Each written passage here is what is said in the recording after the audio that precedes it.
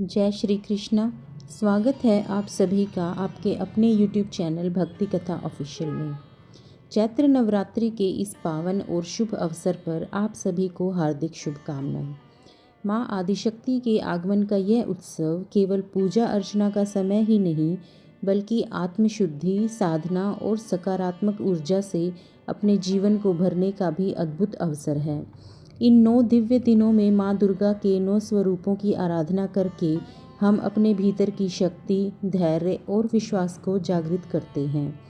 यह पर्व हमें सिखाता है कि चाहे जीवन में कितनी भी कठिनाइयाँ क्यों न आए, सच्ची श्रद्धा और भक्ति से हर बाधा को पार किया जा सकता है। माँ शैलपुत्री से लेकर माँ सिद्धिदात्री तक हर स्वरूप हमें जीवन जीने की नई दिशा और प्रेरणा देता है। आइए इस चैत्र नवरात्रि पर हम अपने मन, वचन और कर्म को पवित्र बनाकर माँ का स्वागत करें और उनके आशीर्वाद से अपने जीवन को सुख, शांति और समृद्धि से भर दें। माँ दुर्गा आप सभी की मनोकामनाएं पूर्ण करें, आपके जीवन में खुशियाँ, स्वास्थ्य और सफलता का प्रकाश फैलाए। माँ शैलपुत्री नवदुर्गा का प्रथम स्वरूप है, जिनकी पूजा चैत्र नवरात्रि के पहले दिन की जाती है। उनका स्वरूप अत्यंत दिव्य, शांत और शक्ति से परिपूर्ण माना जाता है। शैलपुत्री का अर्थ है पर्वतराज हिमालय की पुत्री, इसलिए वे स्थिरता, धैर्य और अडिग विश्वास का प्रतीक हैं।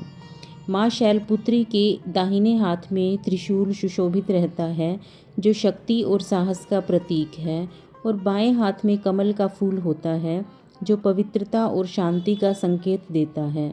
उनके मस्तक पर अर्धचंद्र सुशोभित रहता है, जो उनकी दिव्यता को और भी बढ़ाता है।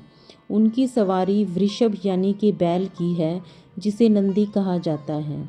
यह वृषभ उनकी शक्ति, स्थिरता और धर्म के मार्ग पर अडिग रहने का प्रतीक है। नंदी की सवारी यह दर्शाती है कि जीवन में संतुलन और धैर्य के साथ आगे बढ़ना ही सच्ची सफलता का मार्ग है। माँ शैलपुत्री का यह रूप हमें सिखाता है कि हमें अपने जीवन में मजबूत संकल्प, शांति और साहस बनाए रखना चाहिए। उनकी कृपा से भक्तों को सुख, समृद्धि और मानसिक शांति की प्राप्ति होती है। माँ शैलपुत्री के इस शांत, स्थिर और शक्ति से परिपूर्ण स्वरूप का ध्यान करते करते जब भक्त का मन गहराई में उतरता है, तब वह यह अनुभव करने लगता है कि यही आदिशक्ति संपूर्ण सृष्टि का संचालन करती है। यही शक्ति सृजन भी करती है, पालन भी करती है और जब आवश्यकता होती है तो अधर्म का विनाश भी करती है। चलिए अब अधिक समय ना लेते हुए सुनते हैं माँ शैलपुत्री की उत्पत्ति कथा। प्राचीन समय की बात है। ब्रह्मा जी के मानस पुत्र राजा दक्ष अत्यंत तेजस्वी, विद्वान और यज्ञ प्रिय शासक थे। उनके राज्य में वैभव, व्यवस्था और धर्म का पालन होता था, परंतु जितनी अधिक उनकी प्रतिष्ठा थी, उतना ही उनके भीतर अहंकार भी गहराता जा रहा था। वे स्वयं को सबसे श्रेष्ठ मानते थे और यही भाव धीरे धीरे उनके पतन का कारण बना। राजा दक्ष की अनेक संतानों में से एक थी माता सती। निर्मल, पवित्र और अत्यंत श्रद्धालु।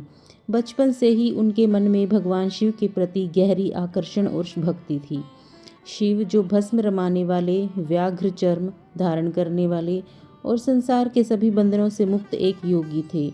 उनका स्वरूप सामान्य राजसी परंपराओं से बिल्कुल अलग था। जब सती ने अपने हृदय की इच्छा अपने पिता के सामने रखी कि वे शिवजी को अपना पति बनाना चाहती हैं, तो राजा दक्ष को यह स्वीकार नहीं था। उन्हें शिव का विरक्त जीवन, उनका असामान्य स्वरूप और उनका समाज से अलग रहना बिल्कुल पसंद नहीं था। लेकिन सती का प्रेम और उनकी भक्ति इतनी गहरी थी कि अंततः उन्हें कठोर तपस्या के माध्यम से शिवजी को प्रसन्न करना पड़ा। सती की तपस्या से प्रसन्न होकर भगवान शिव ने उन्हें अपनी अर्धांगिनी के रूप में स्वीकार किया। यह विवाह भले ही सृष्टि के लिए एक दिव्य मिलन था, परंतु राजा दक्ष के मन में यह एक अपमान के समान था। उन्होंने कभी भी इस संबंध को हृदय से स्वीकार नहीं किया। समय बीतता गया, लेकिन दक्ष का अहंकार और शिव के प्रति उनका द्वेष कम नहीं हुआ। एक दिन उन्होंने एक भव्य यज्ञ का आयोजन किया। ऐसा यज्ञ जिसमें सभी देवता, ऋषि और राजाओं को आमंत्रित किया गया, परंतु जानबूझकर उन्होंने भगवान शिव और माता सती को निमंत्रण नहीं भेजा। जब सती को इस यज्ञ के बारे में पता चला तो उनके मन में अपने मायके जाने की स्वाभाविक इच्छा जागृत हुई। उन्होंने शिवजी से वहां जाने की अनुमति मांगी। शिवजी ने शांत स्वर में उन्हें समझाया, जहां अपमान की संभावना हो, जहां निमंत्रण ना मिला हो, वहां जाना उचित नहीं होता। लेकिन एक पुत्री का हृदय वह अपने पिता के घर के स्नेह को भूल नहीं पाता। सती ने आग्रह किया और अंततः अकेले ही यज्ञ स्थल की ओर प्रस्थान कर गई। जब सती यज्ञ स्थल पर पहुंची तो वहां का दृश्य उनके लिए अत्यंत पीड़ादायक था। चारों ओर देवताओं का जमावड़ा था। वैदिक मंत्रों की ध्वनि गूंज रही थी, लेकिन कहीं भी उनके पति शिव का नाम, उनका स्थान या उनका सम्मान नहीं था। सती ने अपने पिता राजा दक्ष से इसका कारण पूछा, परंतु दक्ष का उत्तर केवल शब्द नहीं थे, वह उनके भीतर के अहंकार और घृणा की अभिव्यक्ति थी। उन्होंने शिवजी का अपमान करते हुए कटु वचन कहे, उन्हें अयोग्य और अपवित्र तक कह डाला। उस क्षण सती के हृदय में जैसे कुछ टूट गया हो। एक ओर पिता का अपमानजनक व्यवहार और दूसरी ओर पति का गौरव, इन दोनों के बीच सती की आत्मा तड़प उठी। उन्होंने महसूस किया कि जिस शरीर को उन्होंने अपने पिता से प्राप्त किया है, वही आज उनके लिए अपमान का कारण बन गया है। अत्यंत वेदना और आत्मसम्मान की रक्षा के लिए सती ने निर्णय लिया, ऐसा निर्णय जो इतिहास में अमर हो गया। उन्होंने यज्ञ अग्नि के सामने प्रणाम किया और कहा, जिस शरीर का संबंध उस पिता से है जो मेरे प्रभु का अपमान करता है, उसे धारण करना मेरे लिए उचित नहीं। और फिर उन्होंने उसी अग्नि में अपने प्राणों का त्याग कर दिया। यह दृश्य इतना हृदय विदारक था कि पूरा यज्ञ स्थल स्तब्ध रह गया। चारों ओर हाहाकार मच गया। देवता भी इस घटना से विचलित हो उठे। जब यह समाचार भगवान शिव तक पहुंचा तो उनका क्रोध और शोक दोनों ही चरम पर पहुंच गए। उन्होंने अपनी जटाओं को पृथ्वी पर पटका और उससे उत्पन्न हुआ एक भयंकर योद्धा वीरभद्र ने यज्ञ स्थल पर पहुंचकर सब कुछ तहस नहस कर डाला। देवताओं में भय फैल गया। यज्ञ विध्वंस हो गया और अंततः राजा दक्ष का सिर धड़ से अलग कर दिया गया। परंतु शिव केवल संहार के देव नहीं हैं, वे करुणा और क्षमा के भी प्रतीक हैं। देवताओं के निवेदन पर उनका क्रोध शांत हुआ। उन्होंने राजा दक्ष को पुनः जीवन दान दिया, परंतु इस बार उनके सिर के स्थान पर बकरे का सिर स्थापित किया गया। यह केवल दंड नहीं था, बल्कि एक सीख थी। अहंकार का अंत सदैव अपमान में होता है। लेकिन इस कथा का अंत यही नहीं होता, क्योंकि जहाँ सती का अंत हुआ, वहीं से एक नई शुरुआत का बीज बोया गया। समय बीता, लेकिन भगवान शिव का हृदय सती के वियोग में डूबा रहा। वे संसार से विरक्त होकर गहन तप में लीन हो गए। सृष्टि का संतुलन बिगड़ने लगा। देवताओं को चिंता होने लगी कि यदि शक्ति और शिव का मिलन नहीं हुआ तो संसार का संचालन कठिन हो जाएगा। तभी आदिशक्ति ने पुनः अवतार लेने का निश्चय किया। इस बार उन्होंने जन्म लिया पर्वतराज हिमालय और माता मैना के घर। एक दिव्य कन्या के रूप में जब वे प्रकट हुई तो पूरा वातावरण आनंद और प्रकाश से भर गया। यही दिव्य स्वरूप आगे चलकर माता शैलपुत्री के नाम से प्रसिद्ध हुआ, अर्थात पर्वत की पुत्री। माता शैलपुत्री का जन्म केवल एक पुनर्जन्म नहीं था, बल्कि यह उस अधूरी कथा का पुनः आरंभ था जो सती के त्याग के साथ रुक गई थी। बाल्यकाल से ही शैलपुत्री के भीतर वह दिव्य तेज, वही गहरी भक्ति और वही अटूट प्रेम था जो सती के हृदय में था। उन्हें जैसे अपने पूर्व जन्म की स्मृतियां आहिस्ता आहिस्ता अनुभव होने लगी। उनका मन स्वाभाविक रूप से भगवान शिव की ओर आकर्षित होता गया। जैसे जैसे वे बड़ी हुई, उनका संकल्प और भी दृढ़ होता गया। उन्होंने निश्चय किया कि वे पुनः शिवजी को ही अपना पति रूप में प्राप्त करेंगी। इसके लिए उन्होंने कठोर तपस्या आरंभ की, ऐसी तपस्या जिसे देखकर देवता भी चकित रह गए। वर्षों तक उन्होंने अन्न और जल का त्याग किया, कठिन व्रत किए और केवल शिवजी के ध्यान में लीन रही। उनकी भक्ति और समर्पण ने अंततः शिवजी को पुनः प्रकट होने के लिए विवश कर दिया। जब शिवजी ने शैलपुत्री के रूप में सती को पुनः देखा तो उनका हृदय भी भाव विभोर हो उठा। इस बार यह मिलन केवल प्रेम का नहीं बल्कि तप, धैर्य और पुनर्जन्म की विजय का प्रतीक था। इस प्रकार सती की वेदना, त्याग और आत्मसम्मान की कथा शैलपुत्री के रूप में पूर्ण हुई। जहाँ सती ने हमें सिखाया कि आत्मसम्मान से बढ़कर कुछ नहीं, वहीं शैलपुत्री ने यह संदेश दिया कि सच्चा प्रेम और भक्ति कभी समाप्त नहीं होती, वे केवल रूप बदलकर फिर से प्रकट होते हैं। इसी कारण चैत्र नवरात्रि के प्रथम दिन हम माता शैलपुत्री की पूजा करते हैं। यह दिन हमें याद दिलाता है कि हर अंत के बाद एक नई शुरुआत अवश्य होती है, हर अंधकार के बाद प्रकाश आता है और हर बिछड़ाव के बाद मिलन संभव है। यह कथा केवल देवी देवताओं की ही नहीं बल्कि हमारे अपने जीवन की भी है। जब भी हम कठिनाइयों, अपमान या हानि का सामना करते हैं तो हमें यह याद रखना चाहिए कि वही क्षण हमें एक नई दिशा, एक नई शक्ति और एक नए जीवन की ओर ले जा सकते हैं। यही है राजा दक्ष, माता सती और माता शैलपुत्री की वह अमर कथा जो हमें हर युग में, हर परिस्थिति में आगे बढ़ने की प्रेरणा देती है। चलिए अब यहाँ से आगे बढ़ते हुए हम अब सुनने जा रहे हैं दुर्गा सप्तशती के प्रथम अध्याय का पाठ, जहाँ आदिशक्ति का पहला महिमा मंडित स्वरूप प्रकट होता है, मधु और कैटभ नामक असुरों के वध के रूप में। सृष्टि के आरंभिक समय की बात है। चारों ओर केवल असीम जल ही जल था, न आकाश, न पृथ्वी, न दिन, न रात। उस अनंत जल राशि के मध्य योग निद्रा में लीन थे भगवान विष्णु, जो शेषनाग की शैया पर विश्राम कर रहे थे। उनकी नाभि से एक दिव्य कमल प्रकट हुआ था और उस कमल पर विराजमान थे सृष्टि के रचयिता ब्रह्मा जी। सब कुछ शांत, स्थिर, मानो सब समय ही थम गया हो। लेकिन उसी समय एक विचित्र घटना घटी। भगवान विष्णु के कानों के मैल से दो भयंकर असुर उत्पन्न हुए, मधु और कैटभ।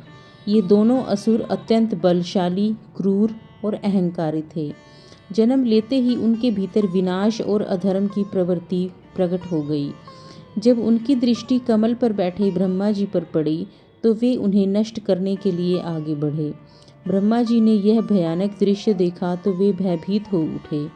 उन्होंने तुरंत समझ लिया कि ये कोई साधारण असुर नहीं है और यदि इन्हें रोका न गया तो सृष्टि का निर्माण ही असंभव हो जाएगा।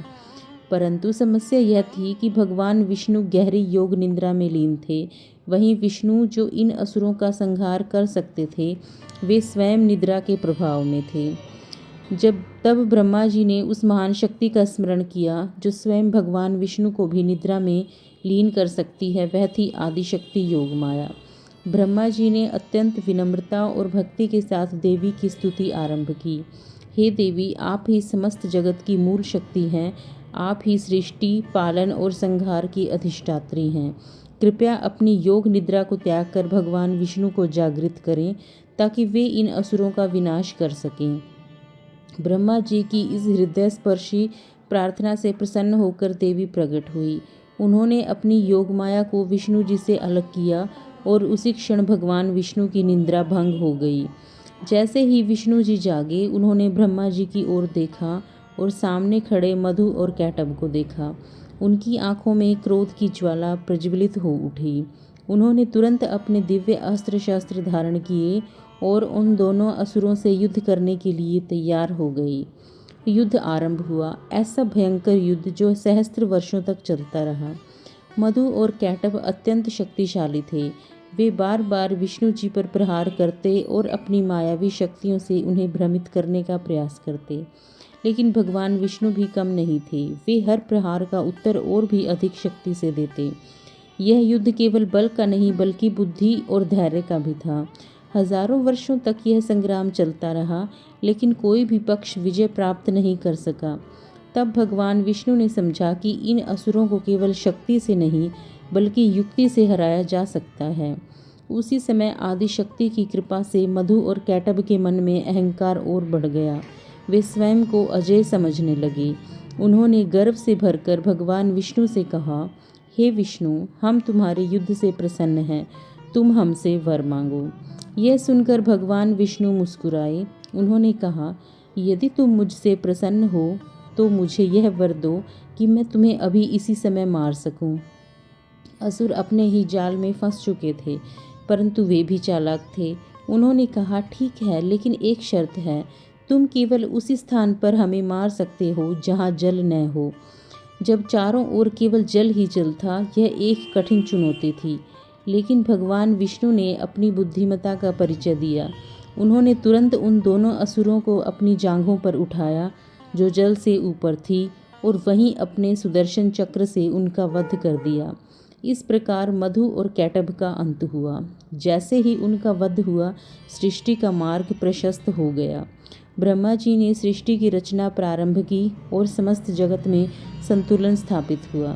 यह कथा केवल एक युद्ध की कहानी नहीं है, यह हमें यह सिखाती है कि जब जीवन में अज्ञान, अहंकार और नकारात्मकता हावी हो जाती है, तब आदिशक्ति का स्मरण ही हमें सही मार्ग दिखाता है। मधु और कैटभ हमारे भीतर के उन विचारों का प्रतीक हैं जो हमें भटकाते हैं, और भगवान विष्णु उस चेतना का प्रतीक हैं जो उन्हें नियंत्रित कर सकती है। और सबसे महत्वपूर्ण, यह सब संभव होता है केवल देवी की कृपा से। इसलिए दुर्गा सप्तशती के प्रथम अध्याय में देवी की महिमा का यह अद्भुत वर्णन मिलता है, जो हमें यह विश्वास दिलाता है कि जब भी सच्चे मन से माँ को पुकारते हैं, वे अवश्य हमारी रक्षा करती हैं। इस प्रकार माँ शैलपुत्री की स्थिरता से प्रारंभ होकर यह कथा हमें आदिशक्ति के उस विराट स्वरूप तक ले जाती है, जहाँ वे स्वयं सृष्टि की रक्षक बनकर अधर्म का विनाश करती हैं। यही है माँ की महिमा, यही है उनकी अनंत शक्ति, और यही है वह आस्था जो हर भक्त के हृदय में सदा प्रज्वलित रहती है। आज के लिए बस इतना ही। माँ की कृपा और प्रथम अध्याय की इस दिव्य कथा के साथ हम यहीं विराम लेते हैं। आशा है कि माँ की यह पावन कथा आपके जीवन में शांति, शक्ति और सकारात्मक ऊर्जा लेकर आई होगी। कल चैत्र नवरात्रि के दूसरे दिन हम सुनेंगे माँ ब्रह्मचारिणी की पवित्र कथा, साथ ही दुर्गा सप्तशती के द्वितीय अध्याय का अद्भुत वर्णन। अगर आपको यह कथा पसंद आई हो तो वीडियो को लाइक करें, चैनल को सब्सक्राइब करें और बेल आइकन जरूर दबाएं, ताकि माँ की हर नई कथा आप तक सबसे पहले पहुंच सके। जय माता दी।